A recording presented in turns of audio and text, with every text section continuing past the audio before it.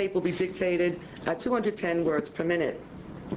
In this first take, I am Mr. Peters, and I represent the people.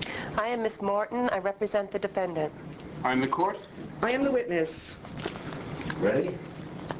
Dr. White, have you ever used in your past experience a polygraph exam as a tool for investigative purposes? Yes, I have on prior occasions. To your knowledge, have any of your associates in the psychiatric profession ever used polygraph examinations for investigative purposes? Objection, Your Honor, to what his associates may or may not have used for investigative purposes.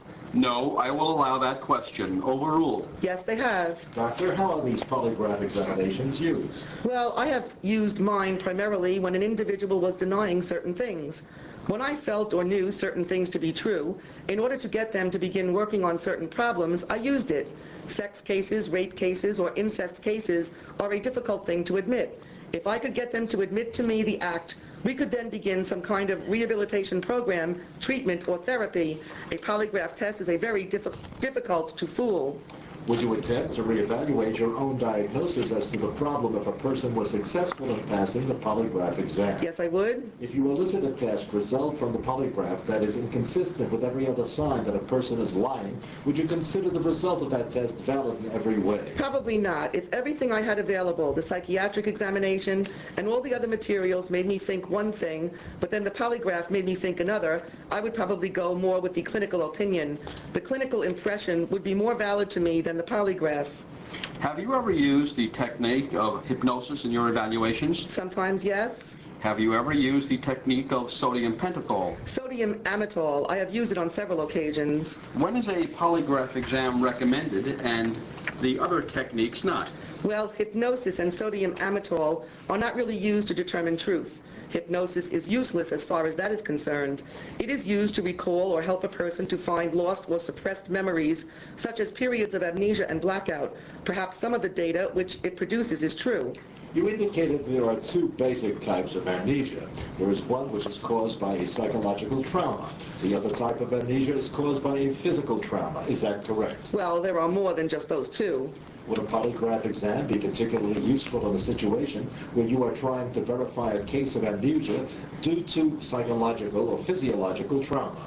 It could be useful to verify whether the amnesia was genuine, malingered, or faked.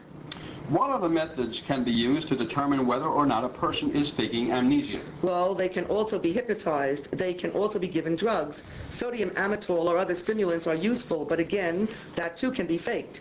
An individual under the influence of most drugs can still say, I don't recall, when they really do. Or they can make up some other falsehood. So the results of a hypnosis situation or a sodium amytal situation are really no more valid than what the individual has said at any other time. Did you take at face value what a person says to you? No, not as a general rule. In legal cases, I am skeptical to begin with.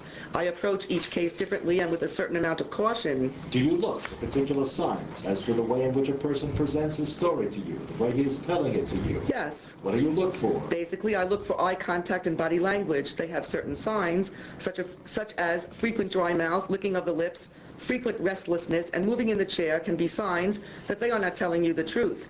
You can't look at somebody and find out their pulse or blood pressure. That is basically what a polygraph measures. An accurate reading takes into account the variations in pulse, blood pressure, and respiration rate.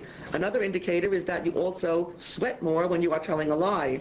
So, to assess credibility, polygraph exams can be used by psychiatrists. I use them, and the forensic psychiatrists use them. On page 32 and 33 of the notes which you supplied to the district attorney, you already recorded your diagnosis of Mr. Masters. Is that correct? Yes, on page 32 of my initial interview on April the 14th, I recorded my notes. At the time of the interview, at the conclusion of it, I wrote down my opinion as to what his mental condition was at the time of the offense. And what was that? I wrote compression amnesia, genuine and probably unconscious. This was prior to any polygraph tests having been conducted. All right, no further questions. Mr. Martin, any recross-examination? Yes, Your Honor. May I just have one moment to review my notes? Okay. All right, Your Honor. I'm ready now. Please proceed. Doctor, then I take it that at the time you did not feel that you needed a polygraph for investigative purposes to arrive at a definitive opinion. Is that right?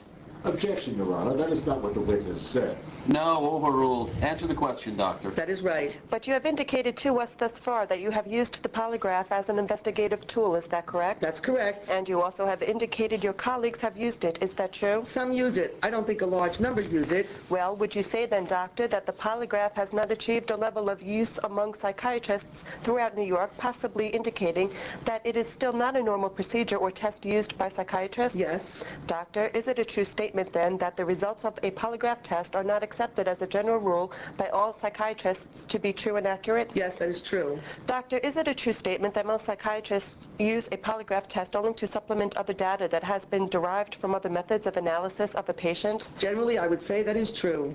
Your Honor, I have no more questions of this witness. Mr. Peters, do you have any more questions of the witness? No redirect at this time, Your Honor. Thank you.